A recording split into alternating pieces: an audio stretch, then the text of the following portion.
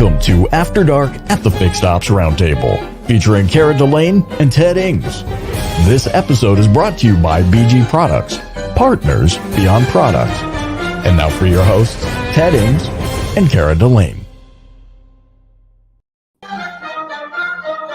Welcome to the Fixed Ops Roundtable, everyone. It's After Dark. Here's some. And somebody has their volume on, Cara. I wonder who that could be. Welcome. I just wanted to hear the intro again. Fixed Ops Roundtable. I want to hear it again too, Cara. Brought to you by BG Products, partners. Well, we are very fortunate tonight to have with us, Cara, the very own Fixed Ops Mastermind. Dave Foy is in the house from Quantum 5. Dave, welcome to After Dark. Oh, it's awesome to be here. I'm excited. I forgot my mask, though, Cara. I didn't know I was supposed to have a mask on. I'm wearing a mask all the way through the next 2 weeks. You could borrow mine, Dave. Yeah, send it over. Ed. Send it over. Ready to go. So, Dave, it seems like ages since we started this whole Fixed Ops Roundtable, Fixed Ops Mastermind thing. It feels like a lifetime ago that this started. And we are, Cara, we are live tonight, right?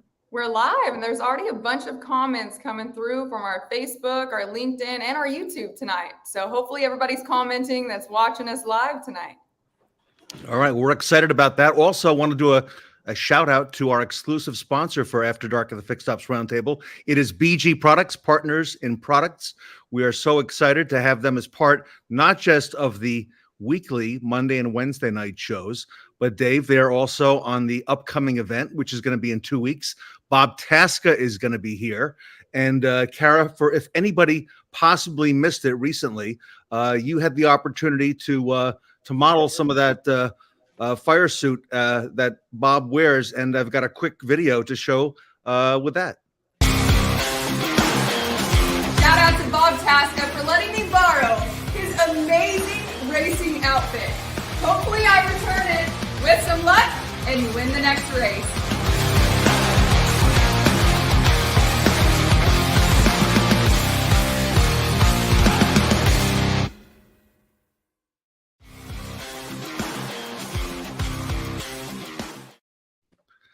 That is pretty cool, Cara. That gets me fired up every time I watch that video. You like that. So, and also shout out, that's the next event coming up. That's what's going on with the masks, right? Yes, because during the November event here in a week from now, Ted, we will be unmasking childhood blood cancers. So hopefully everybody has got their mask and ready to go, and also grab their complimentary tickets for the show at fixedopsroundtable.com. So that's coming up a week from tomorrow, November 15th. It's a Tuesday at 9 a.m. And we're going to be virtual until about 4:30, some days as late as almost 5 o'clock, Tuesday, Wednesday, and Thursday. You can see some of the bunch here with Cara and myself. Liza Borges will be here. Adam Aarons will be here as well. Tom Dahl from Subaru of America is going to be on the program, and we're looking forward to that. We got a great cause, which is the Dare to Dream Project for the Leukemia and Lymphoma Society. And Dr. Lou, the president and CEO of LLS, will be here to kick off the event with us. So we're looking forward to that. It's going to be exciting. Got some good stuff.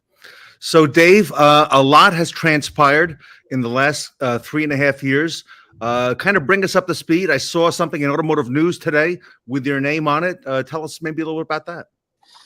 Yeah, so that was an article co-authored with Deb Mashik, who has she has a book that is coming out. I don't remember exactly the date that it's coming out, but you can pre-order the book now, but it's called Collaborate instead of Collaborate. And she has made her career studying collaboration and things. And so this is an article about collaboration within the dealership, right? We're really good at being siloed in the dealership and having our service and parts and sales teams all working independently when we're really there for one goal, and that's to take care of the customer. So this was just a short little article about ways to get a little better collaboration within your dealership walls. Wow. Love it. And you are the vice president of operations now. Congratulations at Quantum 5. Thank you. It's it's a big change, right? From a year and a half or so ago, when I was still within the dealership walls, and as we said a little bit earlier, it feels a world away from 2018 when we first met in person in your conference room in New York. That's right. And a quick shout out to Sean Butler. I see Brendan O'Brien on there as well. A number of folks. Sean Butler is going to be on a panel, Dave, talking about technician retention. And that's going to be a lot of fun. Actually, Sean Butler is going to be on a number of panels, right, Kara? I think he was on one with you at Call Review, right? Man, there's so many people that I feel like are on the roundtable this time that are just taking over the Fixed Ops roundtable, because we have regulars that are on so many panels just like him. We have regulars now, yes. Yeah, to say the least. Roundtable regulars, yeah. Yes. And so let's kind of start out where that began, Dave, with the Mastermind and the Roundtable. Take us back. It was May of 2019. You took the train down to New York City to Grand Central Terminal and had a short walk, a couple blocks up Park Avenue to 52nd Street to the Seagram building. It was a little bit longer walk because I walked the wrong way for a few blocks first, and then turned around and came the right way. But it was not far from the train station, and headed on up into a conference room with what you figured would be 10 or so people, and turned into there's me with no hair, but that hasn't changed in the last few years. And turned out to what was the number, 22, Ted, that wound up there, that we were really crammed into that conference room and were asked to quiet down from some of your neighbors a couple of times because you had a really raucous group of fixed ops people there that were excited something like this was starting to take place. It got rowdy, Dave, and I do recognize some people here. I see Rebecca Chernick looking at her phone, and Sean Kingery. Good evening from. It is sunny and warm in Wisconsin today, Sean. Not for long. Today it is. And Marco Zwanenberg was there as well. Marco came up, flew up from Florida, and I was a little disappointed because the conference room had recently changed. It had been out on the window overlooking Park Avenue, and they sold that spot. Okay. So they moved it into this interior room. So this was a much smaller conference room that we had. Not that we could have accommodated all the people that day, but that was a lot of fun. And you and I had a chance. You were doing a podcast at the time. It wasn't yet the Mastermind.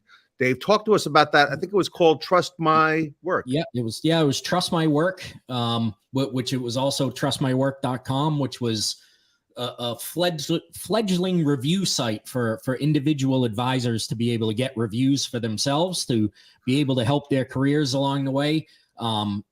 Everybody knows that the surveys are still the king out in the dealership, but you can't take any of that stuff with you as an advisor. And the Trust My Work was a way to start to give advisors a forum to be able to get reviews from their customers and bring them somewhere else when they went somewhere else, or to use them if they stayed in the same dealership, to use them as a display to show customers that they're the ones they want to be doing business with. And I remember leaving the conference room late that afternoon.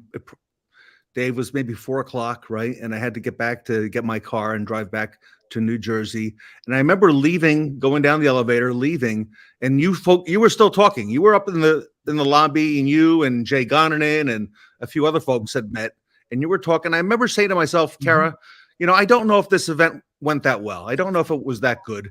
I had a couple busy weeks. I was in Los Angeles, I think, just before that, and I had a big week of training.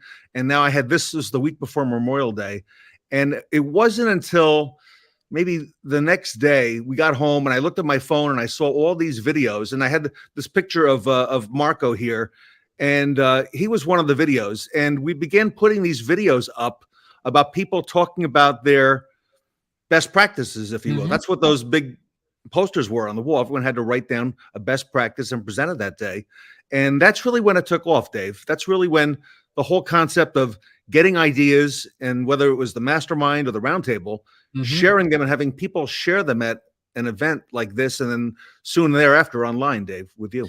Yeah, absolutely. I mean, before we had LinkedIn, right? That we were all on and all kind of doing our things. We were kind of doing exactly what the automotive news article just talked about, right? We were all in our silos on LinkedIn, where you were doing your thing, I was doing my thing, Marco had his thing going, and you kind of brought that together and made it.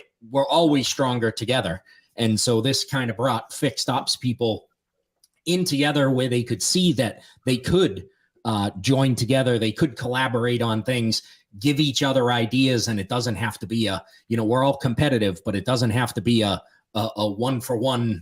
There's a winner and a loser when you get together and share ideas. It's a win-win always. And if you don't mind, I'm going to show real quick the best practice that you shared that day. This is one of the videos, Kara, that we had put up on social media shortly thereafter the event. It's a way for advisors, for techs, for salespeople to get reviews that they can use in their careers outside of the dealership that they're in. The what DealerRater doesn't give them, what Google and Yelp doesn't give them is their own individual place to get reviews to help their careers. On the fixed ops side, I use the electronic picture frames that everybody gets their grandmothers to put the photos of the grandkids on. I take my service bulletins and anything else that may be needed by my techs or advisors, put them into a JPEG file and load them onto that electronic picture frame. So the posters on the wall that Dave was kind of pointing to, that poster, Dave, that's where you had written down your best practice, and everybody had to present that day, and all 20 or so people had a chance to, share and get feedback from the group, and we videoed that. And that's really, I think, where the whole thing kind of, got its sea legs. Yeah, that was the viral component of your first event, was having everybody getting their phones out and taking videos of other people doing their presentations and giving their best practices. And it was great to see people go around the room and put some really meaningful stuff up there. I remember Scott Joseph was there, and he had some really interesting ideas on ways to use your data and things. And it wasn't superficial stuff that people brought to the table. So it was very cool to be part of that. I see Steve Reiter in the previous comment, Kara. Steve Reiter is WPI, Warranty Processing Inc. They're out of Chicago. Good evening, Steve. And his son, Brennan, is there as well, and they do a great job for the industry. So tremendous job with that. Dave, shortly thereafter, you got started with the Mastermind. You had put it online and said you were going to take this whole concept and now do it on a weeknight. I think it was every other week initially. Take us through that time, because you and I at the time were, both just getting started. Yeah, so the original concept for the Mastermind was to give advisors that this was kind of to back up the trust my work portion of it, advisors and techs, a way to start getting some experience, ways to start building up their knowledge to be able to move themselves through a career path in this industry, so that those of us who had to struggle to find the information could help them along the way. It quickly changed after I put it out there, and no advisors or technicians signed up for it, and only leaders of dealerships signed up for it. It quickly became a leaders group where the leaders got together, which still helped the people I was trying to get to. It just helped them by us getting to the leaders. And being able to get some ideas out there, some fresh ideas. It became like an online 20 group type of thing that originally, Ted, it was actually once a month that we did that. And that quickly changed to every other week, which quickly became weekly. So it really grew pretty quickly. And I can thank you for that, because you pushed me to get it out there way before I was ready to put it out there. It was absolutely the right time for it to start. I see Marco is in the comments. Marco was in that room today. Good evening, Marco. Steve Wassner. Steve just did a panel with Brian Kramer and our good friend Ed Roberts. And of course, Sir Tully Williams is in the house tonight. Tully, good evening. And Tully, thank you for all you do. I will see you tomorrow at 12 noon your time. for one more panel for the Fixed Ops Roundtable, Tully.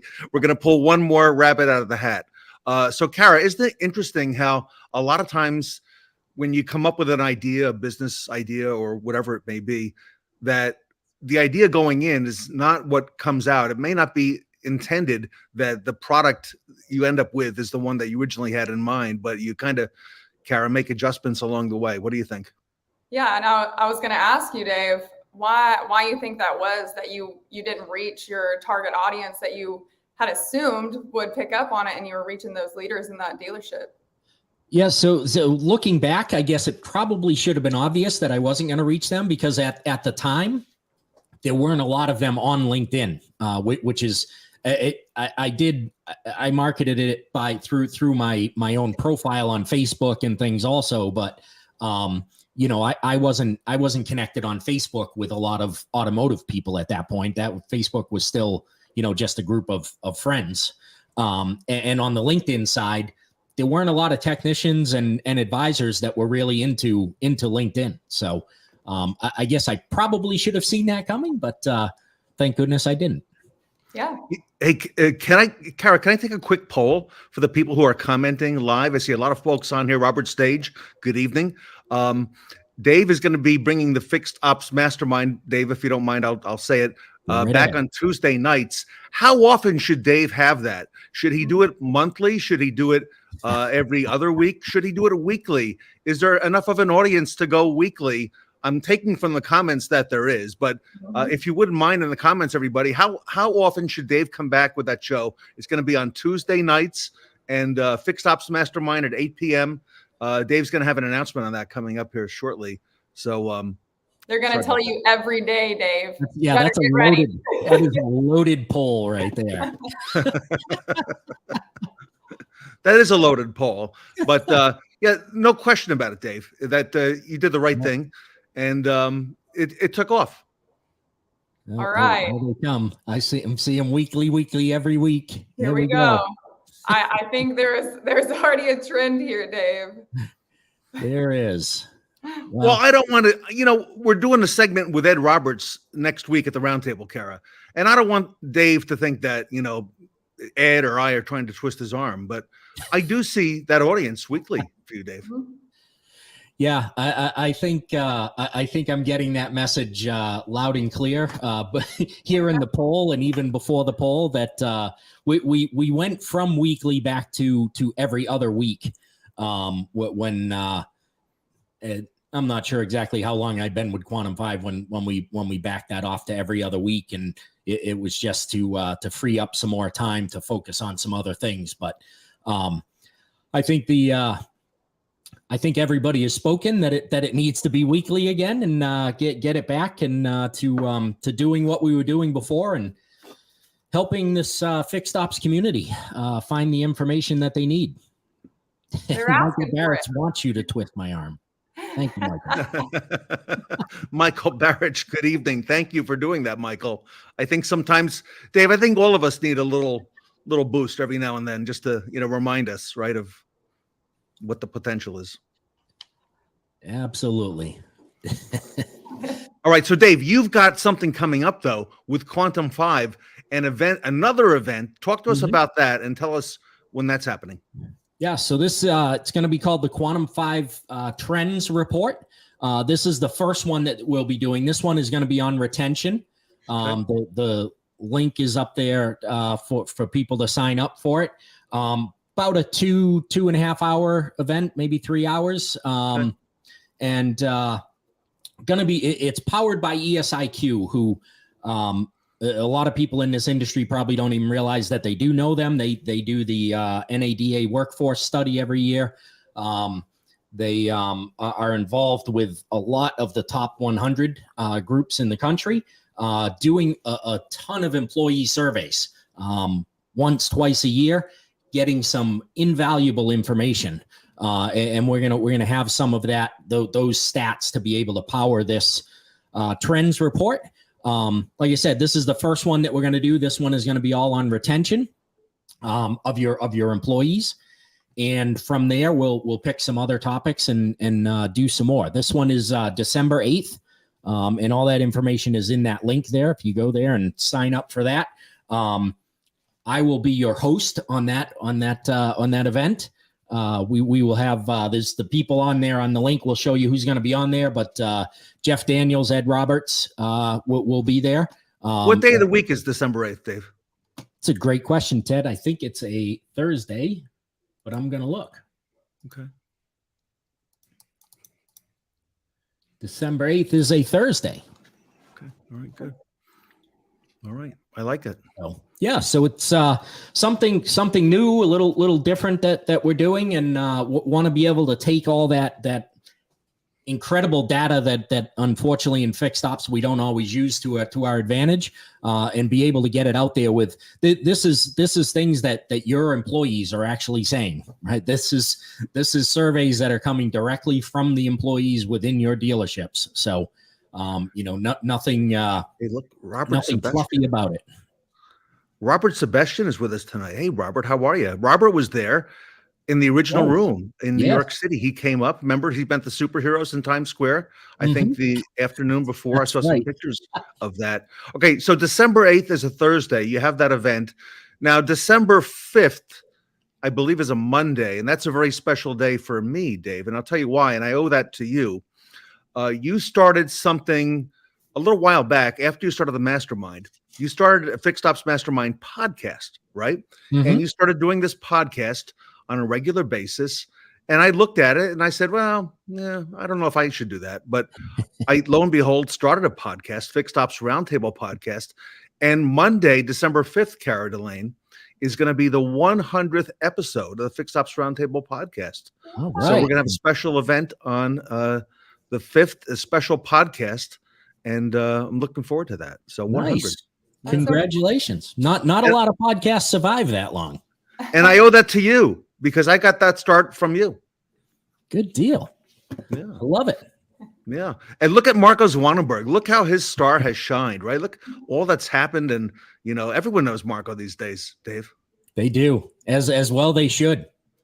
Very, very smart guy, connected with what technicians need and what they're talking about.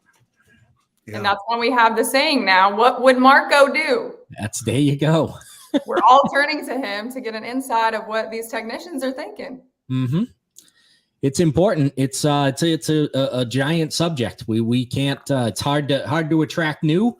We certainly can't afford to lose the ones that we have. Yeah. So great opportunity there. Hey, Sean Kingery. So Sean recently, just in the last couple of weeks, became vice president of fixed operations at a dealer group, Cara, in Wisconsin. So congratulations, Sean Kingery. Great place. I'm going to see you tomorrow as well with Tully. Looking forward to that. And Cara, he's boasting about the weather being warm right now in Wisconsin, but it's November 7th. I don't know how long it's going to hold out, Cara. Yeah. Yeah, it was 70 in New England today too, and tomorrow we'll be lucky to crest 40. So it's going to drop tonight, right, Dave? Yeah, I think got so. the same thing, Sean. Enjoy the weather and congratulations on your new role. Sean Butler, episode 102 is going to be incredible. Yes, I think so, Sean Butler. So I wonder if he's going to be on that one. I don't know. So got to get through 98 and 99 first, right? To get to get into the hundreds. They all go in order, that's for sure. They all go in order. That's right. So, Yeah. Hey, Dave, there's a lot of work putting a podcast together. I don't think people appreciate that. It is takes a lot of time. Just between scheduling the guests and then actually getting the recording done, doing all your editing and everything afterwards. It's not if you want it to be something that sounds professional, right? It takes some effort, like anything else in life. And you're not going to see the results, chances are, immediately. It's going to take a little bit of time for that to set in, right? Yeah, absolutely. It definitely takes time to build up some steam to get that going. Especially we're not we're not the Kardashians out there, Ted. We don't have millions of followers that can download our podcast as soon as we put it out. So you got to get that train rolling. I don't. You don't. Cara maybe does. I don't. Cara, yeah. It starts with one. That's all it takes. Very true. Very true. So No, Ted, it's I'm grateful to you for starting this whole fixed ops, the whole fixed ops revolution, bringing some attention back to fixed ops when you did in that I was going to call it a cathedral, that conference room in New York. That who knew that this is where that would grow to. So you came out to the second Fixed Ops Roundtable at the Beverly Hilton in September of 2019.